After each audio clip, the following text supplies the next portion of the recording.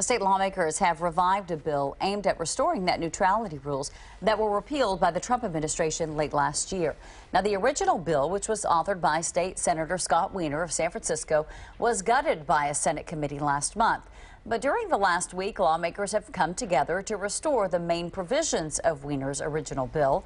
And those provisions include requiring internet service providers to treat all customers equally, banning so-called zero rating programs, and keeping broadband providers from charging access fees to websites. We are not out of the woods in this bill. Even though we now have great unity around this, this is going to be a fight. The telecom and cable companies they fight hard. They are effective, and we're confident that they are going to oppose this strongly until the end.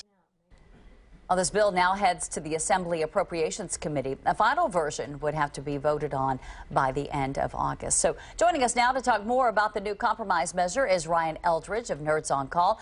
Ryan, as we mentioned last month, Wiener pulled his original bill, saying that it had really been gutted of what it was intended to do. So what's different about this compromise bill? Well, ultimately, it's combining two different bills together, and it's just adopting the Obama-era rules from 2015, the Open Internet Order. It's interesting because it was the Communications and Conveyance Committee in California here that gutted those rules, and it was in this really weird way they did it. So it almost seemed like they didn't want that bill to exist or to get anywhere. And so by reintroducing it, it's good news for us. I mean, especially on the heels of just last week hearing about the internet privacy rules that California is taking on, and now net neutrality in California. Obviously, if California puts in real stringent rules for net neutrality, this is going to work nationwide, because there's no way they can ignore California's rules or carve out specific rules just for California and treat people in Oregon or Washington or anywhere else in the country differently. Yeah, Ryan, we've already seen some other states proposing similar legislation on net neutrality. Yeah. But since the net neutrality rules were yanked, what has been the overall effect on us consumers?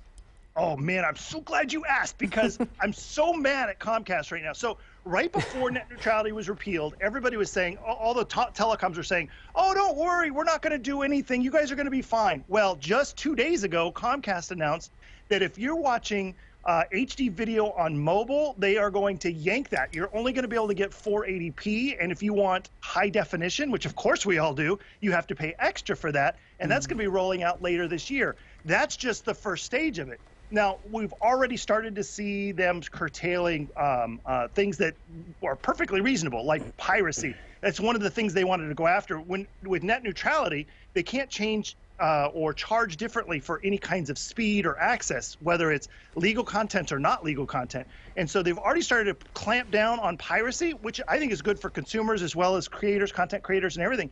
But when they start poking at the public and they start charging more for services we already expect to have and start rolling things back to like 1998, it's not cool.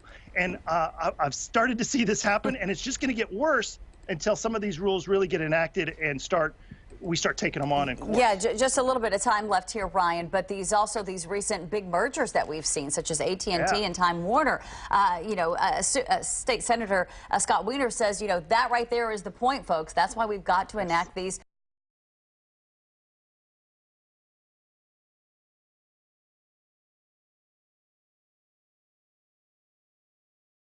net neutrality rules now, and it's more important to do them now than ever. And that's one of the great parts of this bill, is it talks about the zero rating program, which sounds kind of weird, but ultimately, if you think about it like this, AT&T says, hey, everybody, you're going to be able to get DirecTV for free. We're not going to put it on part of your data caps. It's going to be awesome. Everybody's going to love it. Well, that's because AT&T owns DirecTV. What they're giving is preferential treatment to their own brands. So if you're a small provider, or let's say you're Hulu or Netflix, and you're not buddying up to AT&T, all of a sudden you're at a deficit. You've got to work harder, pay more to get those clients, get your stuff in front of other people. It's not cool. It's bad business, and it's because there's only a few dozen ISPs in the country. We have no real competition. And so I'm hoping the tech firms like Google and Facebook, even though Facebook has just recently abandoned their ISP plan, but I'm really hoping that they can launch something and put these guys on there. Yeah. Well, we'll have to see what happens with this bill. Obviously, we'll be following it. Thank you so much, Ryan. You're welcome.